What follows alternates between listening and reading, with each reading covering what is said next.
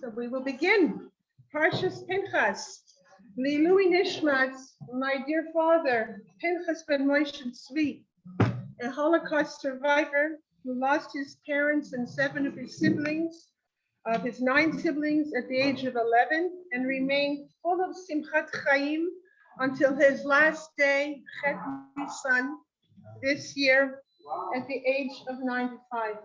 His name was Pinchas, and this is Parshas Pinchas. So before unraveling the uniqueness of these 5 daughters of Tzlofchad, we have to learn a little bit about who Tzlofchad was. Many of the Torah thoughts that I will share today are sourced from a very special rabbi by the name of Rabbi Reuven Sasson. I don't know if you've heard of him. He speaks in Hebrew. He's the Rosh Yeshiva, Yeshivat Ramat HaSharon, and he's someone whose writings are being spread to the English-speaker community via Rabbi Moshe Weinberger of Vladimir. Okay. Now, the daughters of Tzlofchad, they approach Moshe with a very interesting concern. I'm going to read in Hebrew, okay, on the pasuk. V'tamod alifnei Moshe v'lifnei Elazar Kohen לפני הנשיאים וכל העדה פתח חול המועד לאמור.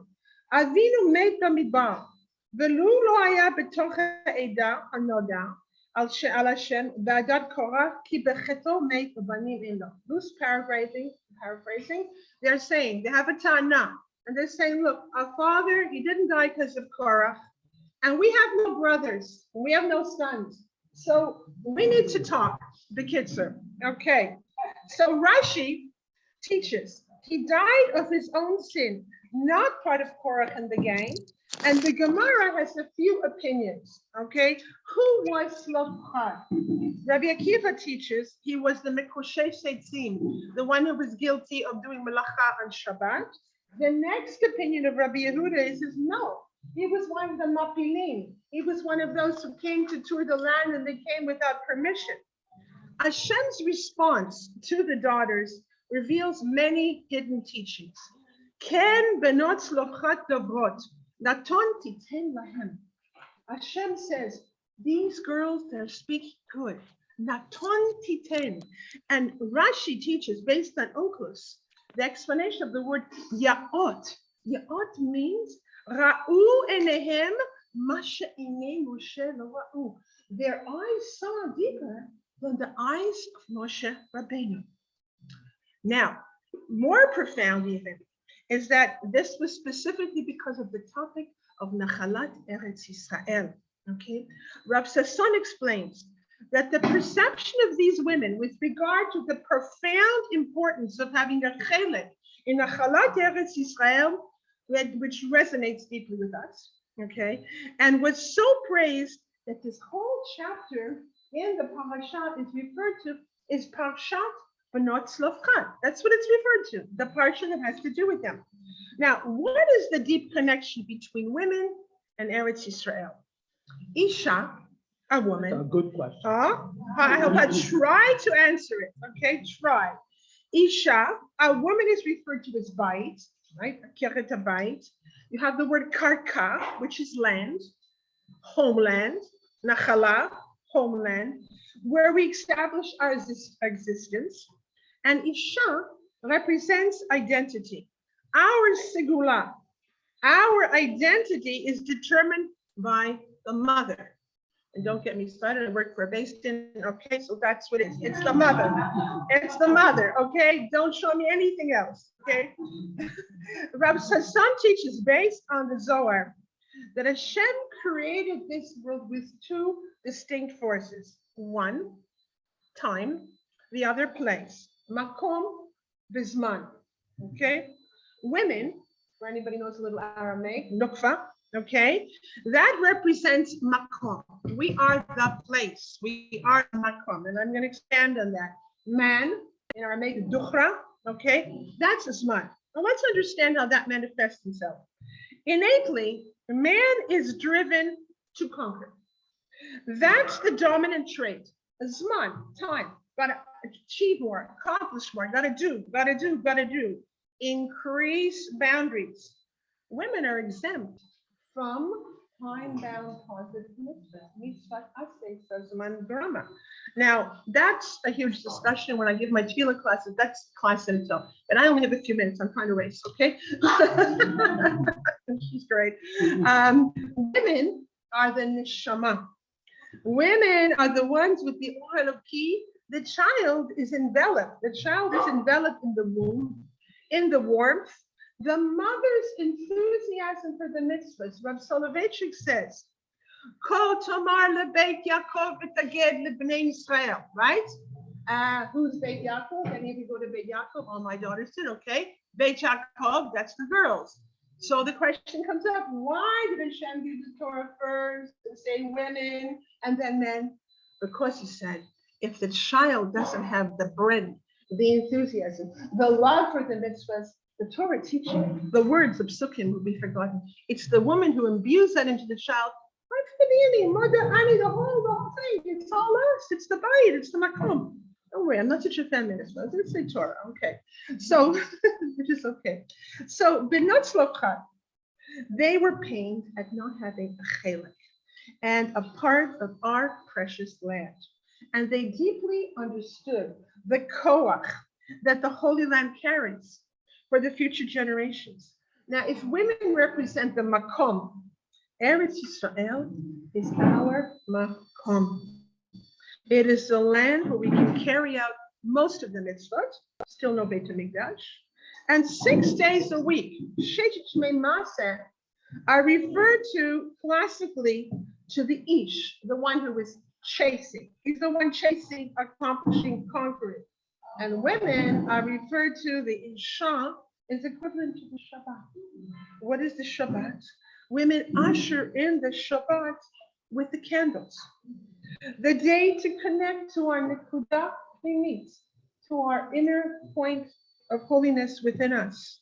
The Isha represents the focus on what we have, not expending the boundaries. What do we have?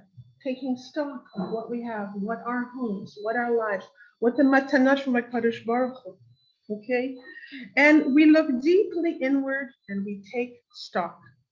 The Neshama Yetera, that added part of a higher elevated soul that we receive on Shabbos, strengthens this idea, because in Shabbat we feel Kol Malachtenu Asuyim.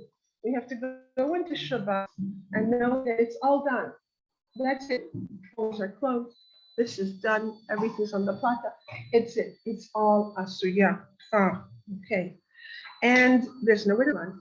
And it's all suspended. It's Yom Shekulotah. Now, listen to this verse. It's a beautiful verse that the Gemara refers to for women. Adam sheshahui belo isha, belo simcha, ubelo bracha, ubelo choma. It's famous. A man who is unfortunately, he didn't get married, doesn't have a wife.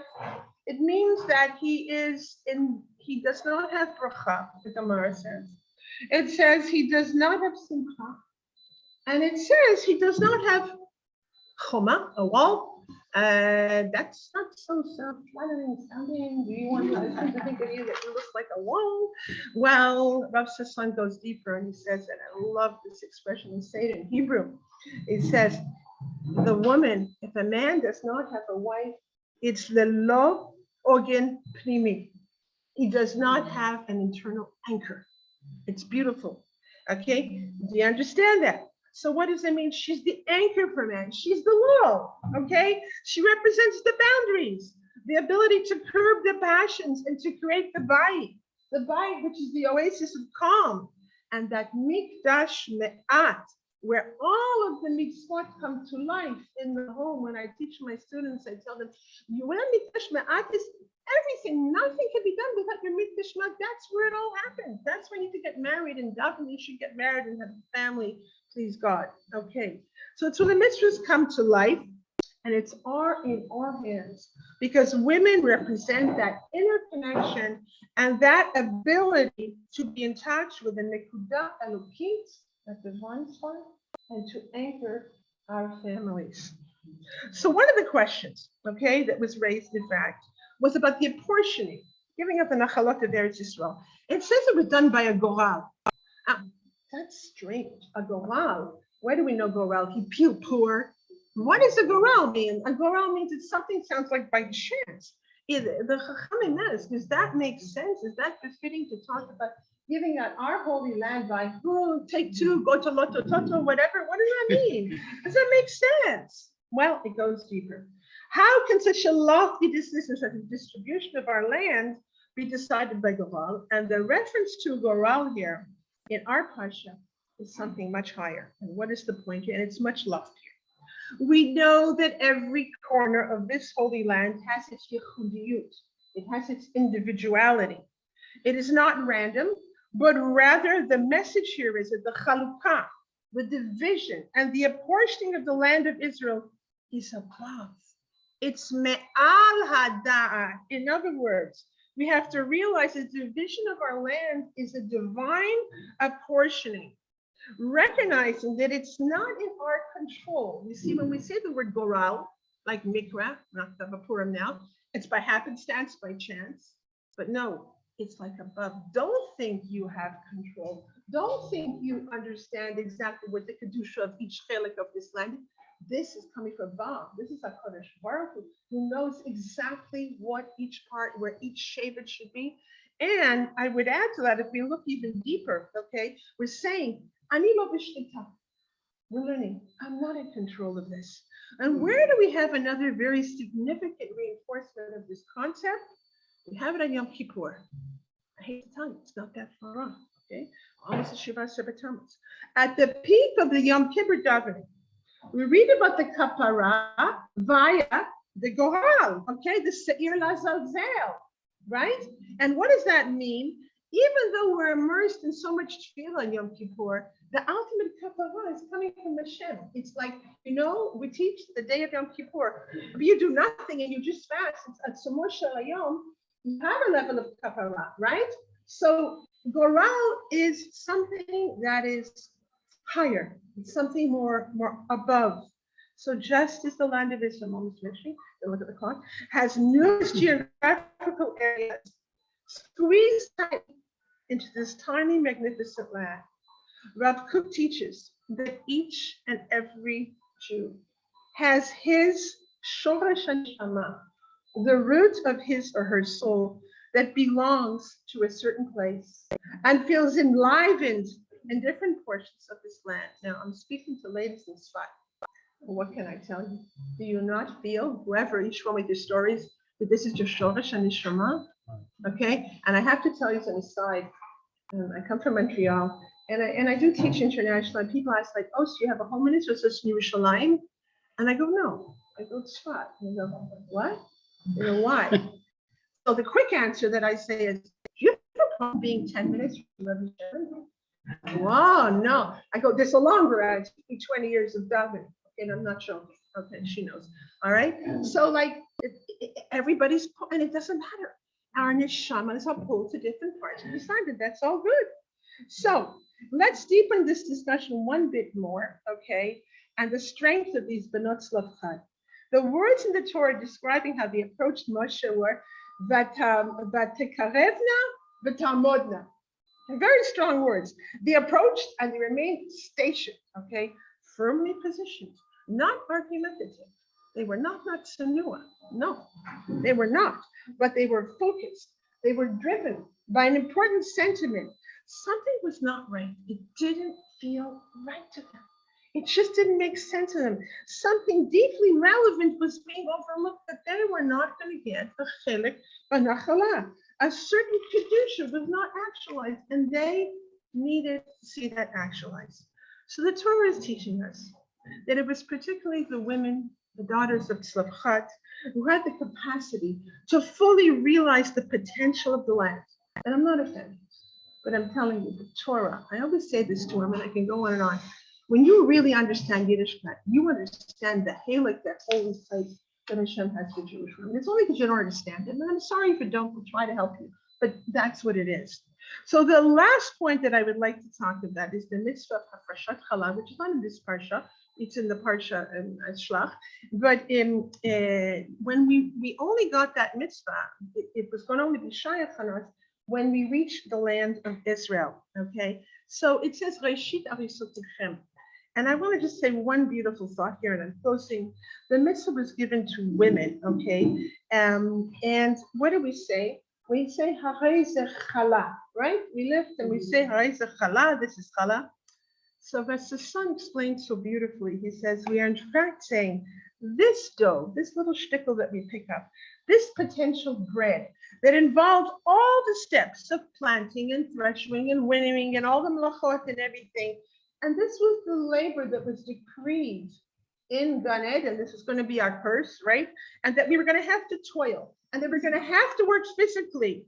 And that's our avoda. But women are told here, we can elevate, we can lift up and elevate all that toil, all that physicality, everything you're doing, shopping and laundering and baking and cleaning and whatever you're doing, you can elevate it. And this is the symbolism, and this is our tafkid, and this is the kesher pnimi that we have to the mitzvah of challah, to the mitzvah of the land. So that, and of course, this mitzvah extends further, of course, into our hashpa'ot, our influences, not just the challah, to our education of our children, education of ourselves, to connection to Kadosh Baruch Hu, to deepening our relationship and advaitus with the Kadosh Baruch Hu.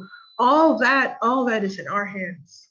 So to conclude, since we're looking right at it with Shimon, I have to say one little thought from the Zohar, who says like this: challah. Everybody knows the word, whether you spell it, well, spell it in English, not going to work. But in Hebrew, challah, chet, lamed hey. So you can make a little separation. Chal, and then you have the hey. What does the Zohar say? I'm reading. Shechina elyona shruya al yedei maseh yadeh. The holy indwelling of Hashem rests on this challah by the handiwork of the woman. And so it's my bracha to all of us that we merit to be able to fulfill this mitzvah of challah in its entirety. Give it to the Kohen. I'll have to burn it. Bring it directly to the Beit HaMikdash. Am I okay? Yeah.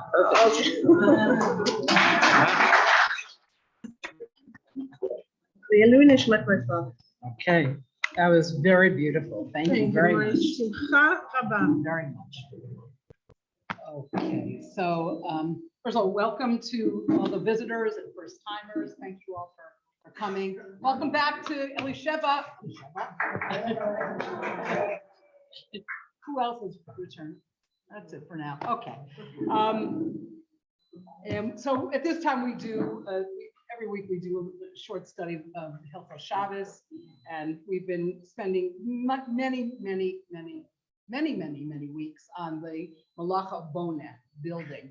And we're actually coming towards the end of it. So there's a bit of review, which isn't a terrible thing when you've been doing it for this long. So I'm just going to go, there's a few, it brings like a few different inyanim, and so some of it will be reviewed. So, okay, so if you remember, we talked about the question of whether you can add a leaf to a table. Is that building? Is that construction? So the answer is no, because that's how it's made. And the only problem would be is if there are pegs in this, right, that fit in precisely, and that would be the malacha boneh. So what do you do if that's the case? What?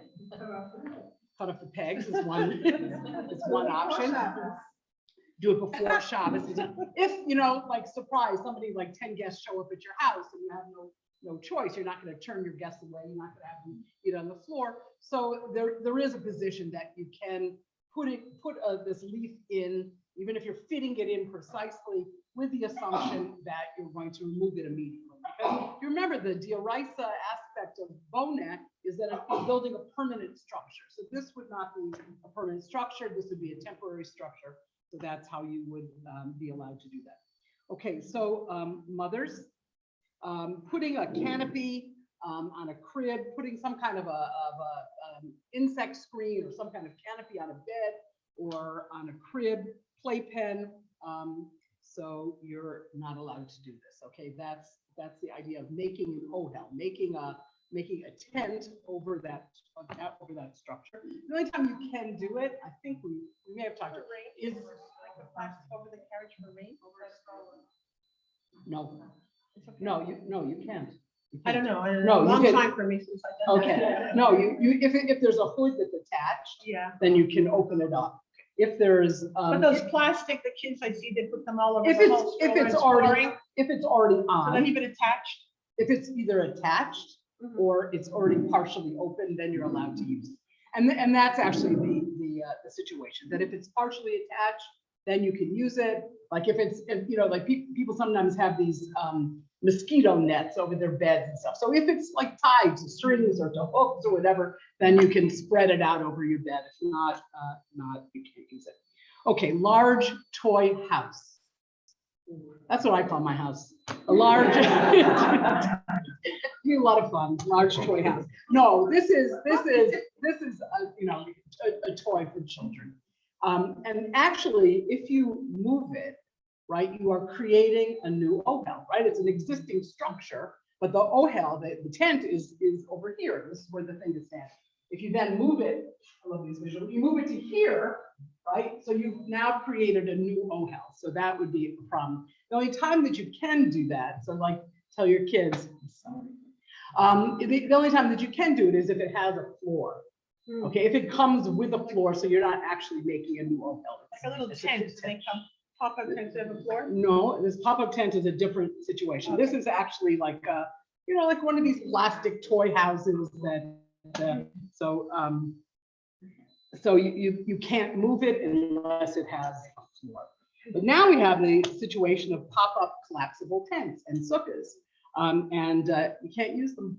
You can't pop them up. That would be creating, even though it's temporary, but If it's popped up, it's in your basement. If you want to make kids have these little tents, the kids play with it. yeah. So if it's already popped up, move it, no problem. move it. The problem.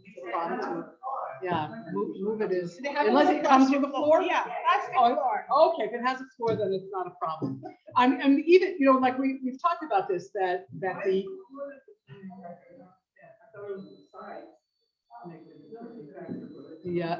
because it's like it's a standalone structure. I think that's it's the reason. complete. It's a complete structure. If you okay, 1 second. So if you so these pop-up tents, right? So we've talked about this, that the malacha d'oraisa applies to things that are permanent, right? That's what the malacha is, right? Building a permanent structure, putting up the krashim, the boards that were used in the Mishkan. That was like a permanent structure. It was a permanent structure. Even though they took it down? Yes. Because sometimes it was there for 19 years, right? In other words, when we built it, when they built it, they assumed that this is it. This is a permanent structure. The fact that Hashem said, on to the next place, that's something else. We knew we were heading for Eretz Yisrael, so we knew they can invest in the desert temporary. It may have been long-term temporary. Well, but that's really the issue. So Long-term. What's the definition of permanent? Like, how long does it have to be? Well, I mean, certainly if something is going to be for Shabbos, that would be permanent. I think it's intentional. No. I mean, that's part of it. On its way there, even though it's stopping for 19 years. Listen, it's permanent for its current purpose. Okay, so something that appears similar, like all the D'Rabbanans come from the fact that they seem to be like this permanent structure. They seem to be permanent, or they resemble the permanent. So that's why you can't build a pop-up tent or sukkah. It doesn't say that it's a Mishkan of a temporary structure. It says it's It was a permanent structure. That's how it's to be considered. Okay. All right. One more. Okay. Halachic building toys. Okay. The halachas of building toys. Okay. So you have your Lego, and you have your here. This is the new version of the book. No more Lincoln logs. Now we have clicks and magnetile. No more erector sets, right? So we're on to to this new thing. Okay, so we've actually talked about it before. Okay, and we've talked about it. There's a number of different issues in this area of bona. So one of them is medabe chelikim, putting pieces together. That's essentially what they were doing in the Mishkan. They weren't, hammering. Well, they were doing that too. But I mean, but basically, the one function that they did was putting pieces together. So anything that involves, assembling pieces, not anything. I mean, there are all kinds of qualifications that, but assembling pieces is the malacha of bona. But no puzzles. It is a problem. Yeah, we don't do puzzles. It is because of this. Yeah. I mean, it's also Macabbi Patish. It's a number of different number. But okay, but wait, you didn't get to ask your question. Okay, I'm sorry. So we're talking about these toys all right. So to put together pieces is not a problem, and most of the posts can come to the conclusion that is how they are used. That's their design. Lego is a building. It's made to be built, so its purpose. Anything. We have this idea of derech. Again, I said review. Derech tashmishu. Something this is the way that it's normally used, so it's permitted, right? Opening a door, this is how it's meant to be used. So you don't have a problem opening and closing a door. So the same thing with building toys. So in terms of putting the pieces together, it's not a problem.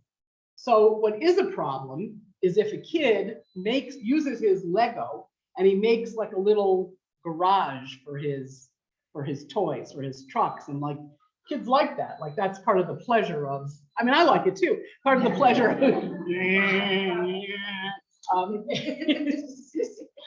Okay, so I'm a kid. I'm really a kid. So actually, that would be a problem. Now, how you tell a kid this, I don't know. How you say, just put the pieces together, but don't make it ohel. Yeah. So once the kid gets to the age of chinuch, which is 6 or so, then it's probably unless they can understand the differentiation between, like build long, kid, build wide, don't build high. I don't know exactly how.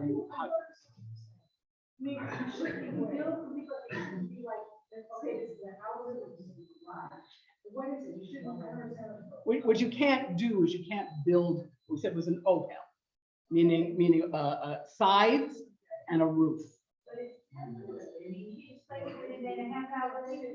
Right. Which is why the idea of putting pieces together is permitted. Well, so they can't. Wide and long. They can't. Yeah. It has to be right. It has to be tefa. Tefa, one tefa. One tefa. That's as high as I can go. Again, the reason is that many of the Rabbanans, many of the rabbinic restrictions were made because it appears to be building, and people were confused. I would say that at least half of the Rabbanans in connection to Shabbos come from this idea of it's similar to a malacha, right? People didn't have svarim. People didn't have knowledge. I mean, the Rabbanim were concerned that people just wouldn't know and wouldn't know how to function. So they just had to simplify it. And basically the way they simplified it is, so as to prevent people from doing it. Diraisa, it's a very serious thing. So they said, no, and no. No, you can't do anything that appeared to be the same thing. And that but we have this idea that when a child is of the age of chinuch, you don't allow them to do things that are like what you don't have you wouldn't have a 6-year-old turn on a light, right? Even though they could, they're not chayav, right? But they could. But you don't. So, pardon me? No, 6 years old. 6 years. They're still playing with their.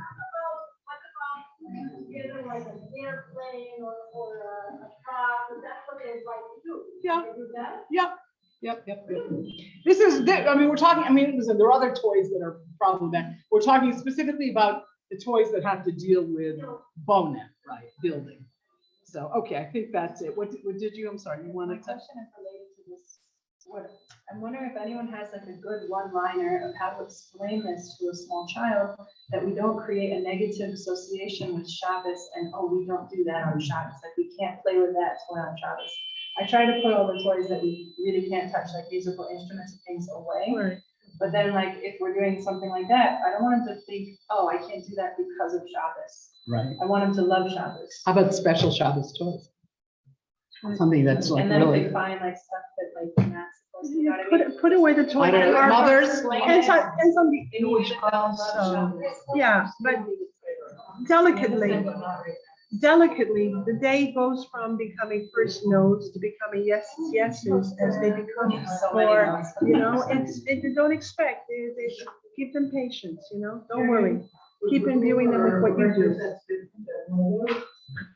No, same thing, same situation, same, any of these sort of construction toys are all the same issue. Okay. Okay, I think that's. Not any construction, but any construction with examples of vehicles, examples at home, otherwise it's permitted. No. Otherwise, it's in terms of toys, yeah, kids can play with dolls. Kids can play with dolls. Remember you used to make little cars, like houses with cards? Yeah. Sure, part of it. Yeah. It was like a game, yeah. I should That's build it. that's really temporary, yeah. I don't know. That lasts a nanosecond. Yeah. Like nanosecond. We used to do that, Right. sure. House of Cards. Okay, beautiful. Okay, so a few announcements. You don't want to be here next. Few announcements. Okay, so well, thank you very much to Tzippi, who sponsored breakfast this morning. And it's in her mother's. Tzippi here? No. Tzippi water now. She's not here. Anyways, it's her mother's yard site, and her mother is Chana Bas Yitzchak, and so she sponsored breakfast this morning. So thank you very much. Thank you again to everybody who comes. I haven't thanked you in a while, so shh, I'm thanking you. Okay, you don't want to miss it. I think of it often, and I don't say it often enough, but thank you very much to the people who come here 8 o'clock, 7:45. They're here, they're preparing, and as Dina says every time, with love. With love. Yeah, it's fun. It's with love. So that's Dina. Thank you all very much. And thank you to the people who help at the end of the day, clean up and stack the chairs. And, you know, we're all citizens of our community. So thank you all. Okay, I think all of our classes will take place today except for, Shayna's not here, but I think her classes will go on anyways, right? The Chumash class will take place at 10 and the Shoftim will take place at 11. And nothing serious, just a little under the weather, and she should have a refuah shlema. Okay, Hanan Bear will be giving the second shiur in his class, Introduction to Churban. I'm going to separate. Okay. I'm going to separate. Okay. All right. Okay, so he's giving a shiur on Introduction to Churban and the Avelis of the 3 weeks. Okay, laying a foundation for understanding the role of Churban in Jewish history, and what we're meant to grieve in addressing our relationship with Hashem. It's really a beautiful, beautiful shiur. And his name is Hanan Bear.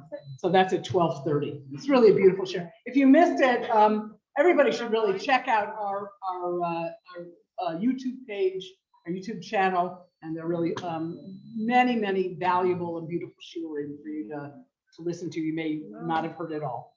So, okay, also we're raising some money for Moria Legomsky, what's her name? Levy. Okay, so Baruch Hashem, she had a very difficult year with illness in the family, and Baruch Hashem, her daughter is getting married, and she needs our help to make a wedding. So whatever you have would be very, very gratefully appreciated. Just pump the well here. This is how you do it. Here, I'll show you. I'll show you how you do it. Do the demo? You just do this. This is on YouTube. Okay, so this is here. You make just like this?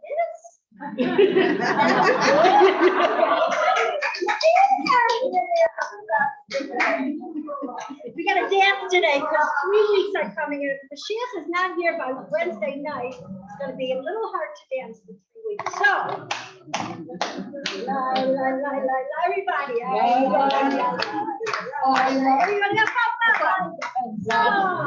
Shabbat Yerushalayim, Shana Haba Yerushalayim, Shana Haba Yerushalayim, Shan Shan Shan Yerushalayim, Shana Haba Yerushalayim, Shana Haba Yerushalayim, Shana Haba Yerushalayim, Shan Shan Shan Yerushalayim,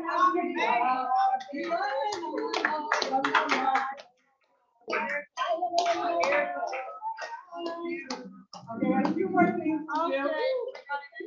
A few more things to do. We have a miracle story. 1 minute, one more minute. I'm sorry. Miracle story. 3 minutes. 3 minute miracle story. What's your miracle? Miracle being here, somehow I got here. Hashem gave her a parking space right in front of this. That's a miracle. And she That's is there. why I want to share. Yesterday I was a little baby, and I didn't realize that there was